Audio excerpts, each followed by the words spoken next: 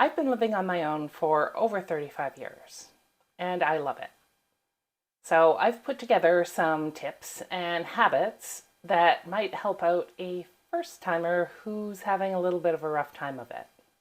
Hi, if you're new here, I'm Jen, and I make videos about my life and adventures as a 50-something silver and solo pre-retirement Gen Xer. I also have a series of videos on Sundays that delve into my journey to get this channel monetized, my little channel. So if you're interested in that kind of thing, please check those videos out as well. Let's get started. The primary concern or anxiety that gets expressed is personal safety and security, especially for women. And that's a legitimate concern, and I will get to it just a little further down the video. The first three things: responsibility, competency, and control. Let me explain. When you live alone, you're responsible for everything. That means cleaning the cat box to retirement planning. Everything that used to be shared by a partner or family member is now on you. You're responsible for everything. When you're responsible for everything, you start to feel like you're not competent at everything. After all, you've never hung a shelf in your life. You've never bought a stock. You're not good at a lot of things because you've never had to be good at a lot of things. And when you're responsible for everything and feel like you're not competent at anything, you start feeling out of control. Everything is just happening to you seemingly all at once. So responsibility seems like a big bad thing, but it's not. I mean, you're putting your best person in charge. You know how you like things done, when and where. There should be no surprises. To help you with this, establish routines. A morning routine, a lunch routine, an evening routine. It doesn't matter. Just start setting up routines that you're familiar with, become competent at, and accomplish tasks that need to be done. And a routine shouldn't be punishment. Don't set ridiculous tasks, impossible, difficult tasks that you dread or avoid as part of a routine. A routine should be something that's seamless and easy to accomplish, not difficult and something you hate. A simple nighttime routine could be setting out your teacup, choosing your tea, filling the kettle with water. In the morning, you can sleepwalk through your first cup. A difficult to maintain routine might look like 30 minutes of yoga, followed by 10 pages of a nonfiction book and 10 new words in Cantonese. I don't think that I could do that every night. And if it's not done every time, then it's not routine. Don't make a routine too difficult. Laundry and vacuuming on Thursdays. That's a routine. It's my routine, actually. Go outside every day for 30 minutes. Get some exercise. That's a routine. That's a routine I have. I'm stuck inside. I work from home, and I live in the home, and wandering around from room to room, I get sort of zoned out on screens. The computer screen, my phone screen, the television screen. Get outside for 30 minutes and get some exercise in. It'll do you good, and it's a really good routine to have. So get some sustainable routines in place, and I guarantee you'll start feeling less anxious. Competencies. Well, you're already watching me on YouTube, so that's a good start. A lot of people, especially women, feel intimidated by, let's say, traditionally male tasks, such as maybe home maintenance, lawn maintenance, auto maintenance, finances. You don't need to be. It's okay to start off intimidated, but you need to take steps. You're in charge and responsible now, so start taking steps. And I mean steps. The first step, buy a stepladder. I can't even tell you how many jobs seem too difficult because they're high up and you're a shorter person. Hanging pictures, organizing your closet, putting away winter clothing in a high shelf in the garage.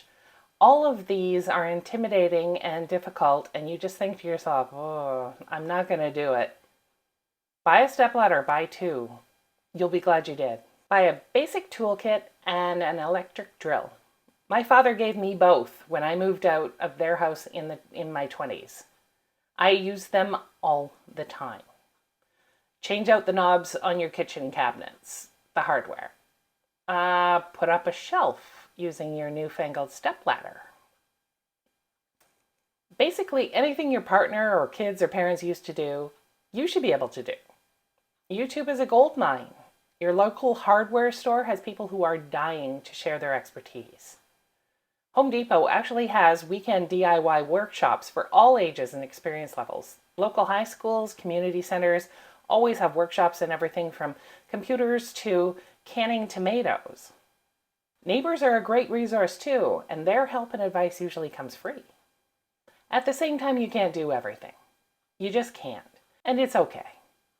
If you've got a hissing water leak on your water heater and you've already shut off the water supply because you've YouTubed that stuff, or you've asked a neighbor, or you've asked an ex, and you've labeled that knob so that you would remember, if you've already done all that, and YouTube is not being helpful in how to stop the hissing, hire it out.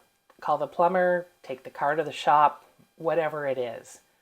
You're not failing in some solo competition by paying to have something fixed instead of doing it yourself. You can't be highly competent at everything, but you can up your level of competency in many things, and I urge you to do that. Learn where the water shutoff is, learn how to use it, get the name and number of a good plumber, put it in a binder or up on your corkboard so that you have it available to you. Same thing with your electrical panel. Find out where it is, how to spot and replace a blown fuse, how to reset a tripped breaker. Learn all of it, get the name of an electrician, and keep that number handy. Now, I refuse to climb up a ladder every year and clean out my gutters. I just don't want to do it. I pay for someone to do that. My neighbors don't. Some of my neighbors, they crawl up there and they do it on their own. They save $100, whatever it is. That's good for them. That's fine. For them, some of them, they pay for a lawn maintenance company to weed their lawn and mow it. I don't. I have a little lawnmower and I YouTubed how to fertilize and de-weed my own lawn. Good for me. And that's okay for everybody.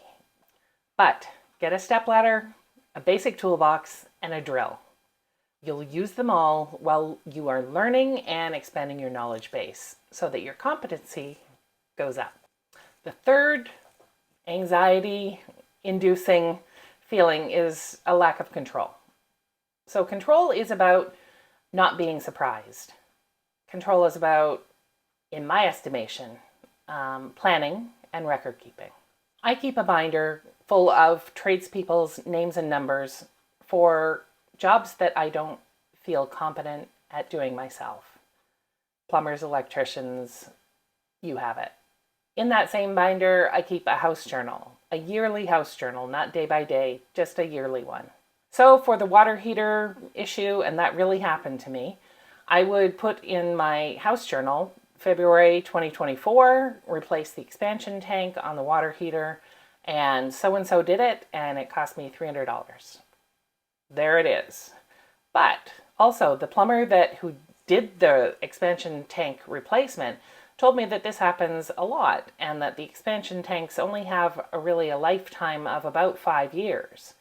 Well, mine was 4 years old when it went, so into the house journal, I flip forward 4 pages, 2028 in February, I make a mark and I say, look at your expansion tank. It could be end of life. Same thing if you get your car tires rotated. I'm sure you don't do it yourself, but put it in your house journal. Rotated car tires.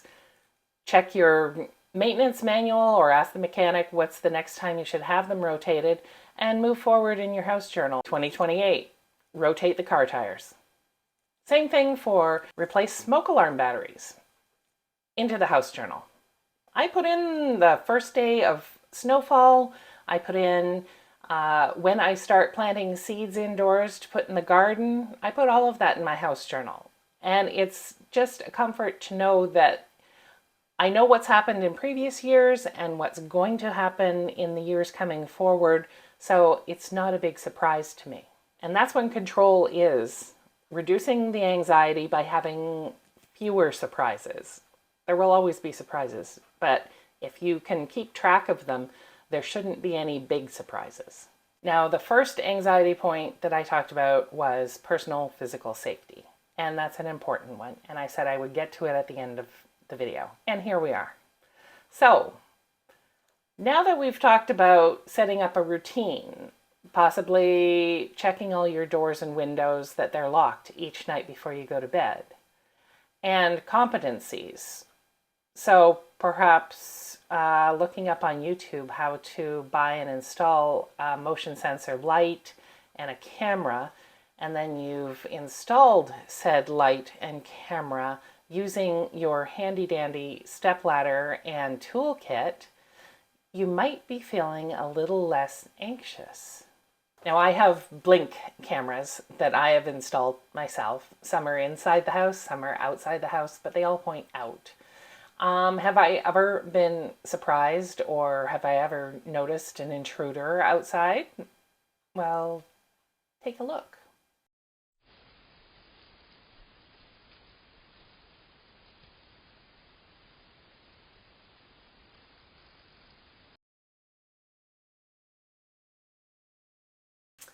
Yep, that's my backyard fence line, about 20 feet from my back door.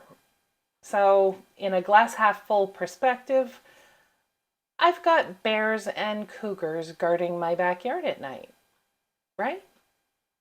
I do live in bear and cougar country, and I am fully aware of what I should be doing to stay safe from those animals. So I am not afraid of bears and cougars in my backyard. I am very respectful of them.